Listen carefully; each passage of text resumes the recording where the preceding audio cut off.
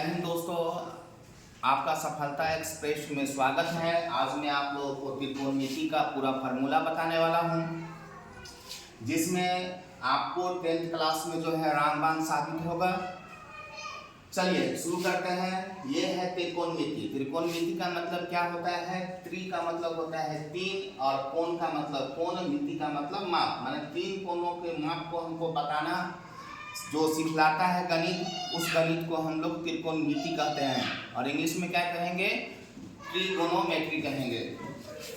इसमें क्या है? समकोण त्रिभुज का अध्ययन करना होता है, और समकोण त्रिभुज का पहचान जो होता है ये होता है। इस भाग को हम क्या कहेंगे? जो सीधा लंब की तरह खड़ा है, कंधा की तरह खड़ा है, उनको हम लोग लंब कर रहे हैं। जो सूता हुआ लाइन है, धरती पर जो सुतल लाइन है, उसको हम क्षैतिज रेखा को आधार कर रहे हैं।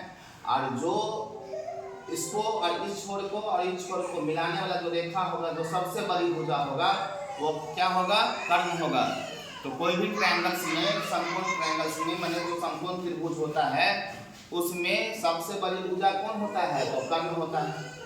ठीक है, ये आपको याद रखना है। और समकोण त्रिभुज का पहचान का सबसे अच्छा तरीका यही है कि इसका स्क्वायर, माने लंब का स्क्वायर और आधार का स्क्वायर इक्वल टू इसके स्क्वायर के बराबर होना चाहिए, माने कर्ण के स्क्वायर के बराबर होना चाहिए।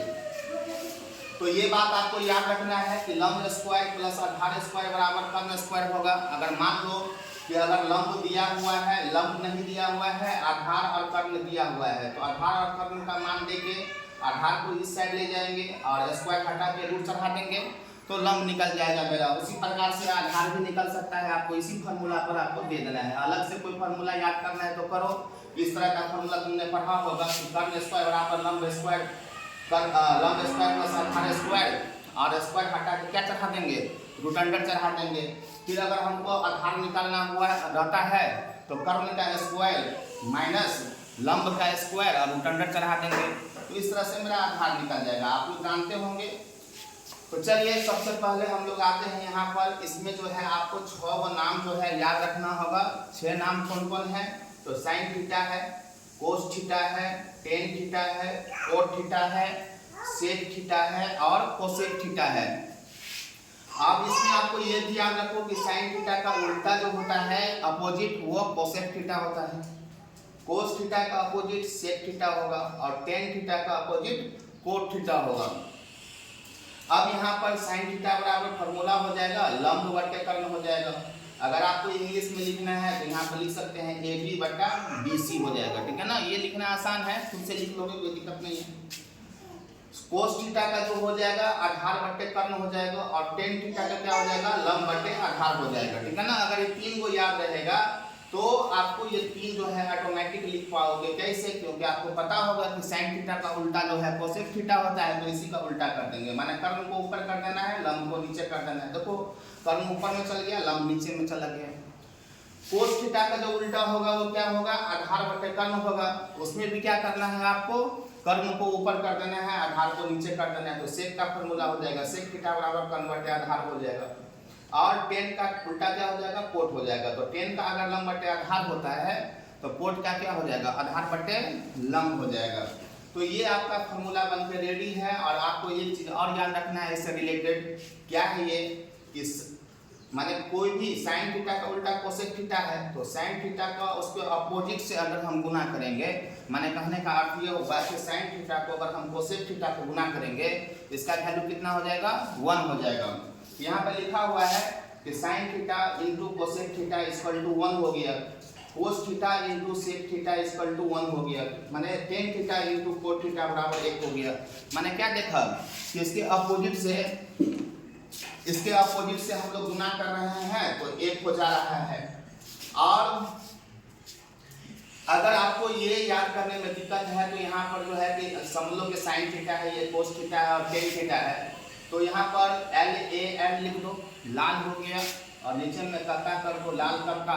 हाँ, तो लाल कक्का से क्या हो जाएगा? तुमको 3 गो मान याद करना आसान हो जाएगा। साइन थीटा लंब बटे कर्ण, कोस थीटा आधार बटे कर्ण, और टेन थीटा लंब बटे आधार। और इसका उल्टा तुमको पता ही होगा, टेन का उल्टा कोट होता है, तो इसका आधार बटे लंब हो जाएगा। कोस का उल्टा सेक होता है, तो कर्ण बटे आधार हो जाएगा।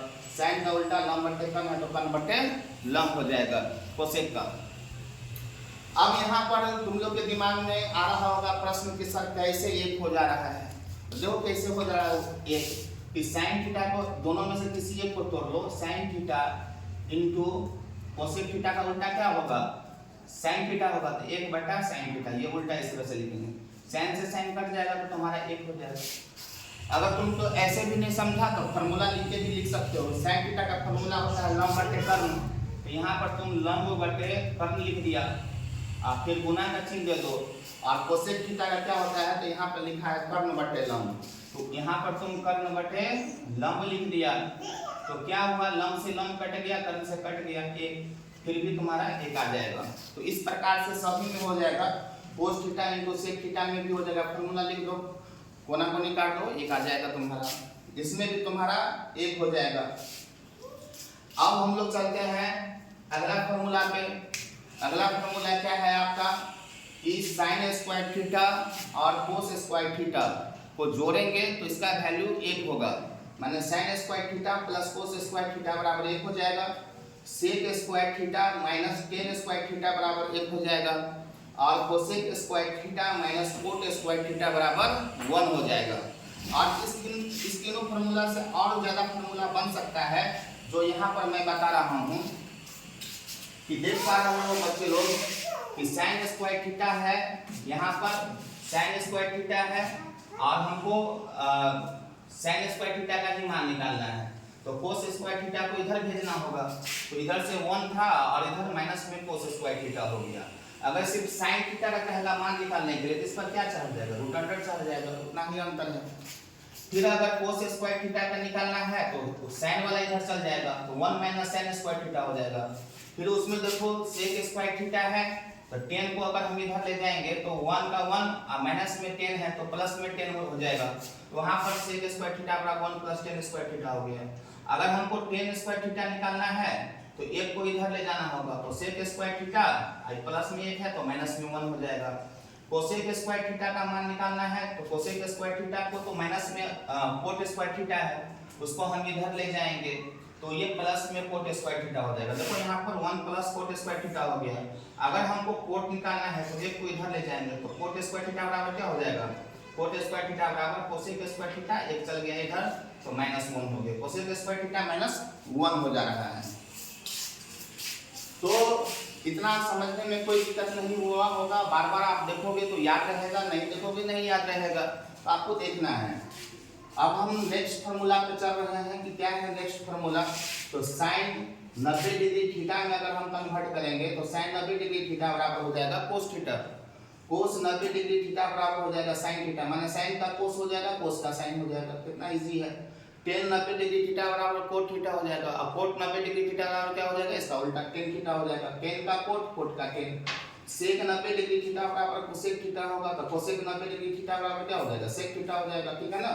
तो ये फार्मूला भी आपको काम देने वाला है, ठीक है ना, तो उसको भी आपको समझ लेना है, बहुत इजी है। और यहाँ पर जो है दो फार्मूला हम लोग देखा था कि टेन थीटा बराबर साइन थीटा बटे कोस थीटा भी होगा, और कोट थीटा बराबर कोस थीटा बटे साइन थीटा होगा। लेकिन कभी कभी तुमको स्क्वायर मिलेगा यहाँ पर, तो अगर आपको स्क्वायर मिल जाएगी टेन स्क्वायर थीटा बराबर क्या होगा, तो आप उसको स्क्वायर में लिख सकते हो, साइन स्क्वायर थीटा बटे कोस स्क्वायर थीटा हो जाएगा। 4 लिखा रहेगा तो 4 में लिख दो, 3 में लिखा है तो 3 में लिख दो, और कुछ खास अंतर इसमें है नहीं। इसमें भी अगर स्क्वायर होगा तो तुमको भी क्या चढ़ा देना है, स्क्वायर चढ़ा देना है। चलिए, तो ये फार्मूला से रिलेटेड जितना भी फार्मूला था, तो दो फार्मूला और बन जाएगा, साइन का जब कोस बन जाएगा, कोस का निकालना है तो साइन बन जाएगा, सेक का जो है ले जाएंगे तो 1 प्लस टेन स्क्वायर बन जाएगा, और टेन है तो सेक स्क्वायर थीटा माइनस 1 हो जाएगा। तो इस प्रकार से फार्मूला आप खुद क्रिएट कर लेना, ठीक है ना, प्रैक्टिस करोगे हो जाएगा। चलिए, अब हम आप लोगों को सिखाने वाले हैं कि वैल्यू कैसे निकालेंगे किसी भी चीज का। तो यहाँ पर देखो वैल्यू निकालना हम यहाँ पर दिखा रहे हैं तुमको, कि मान लेते हैं आपको फार्मूला नहीं याद है, फार्मूला नहीं याद है तो खुद से फार्मूला एग्जाम में बना सकते हो।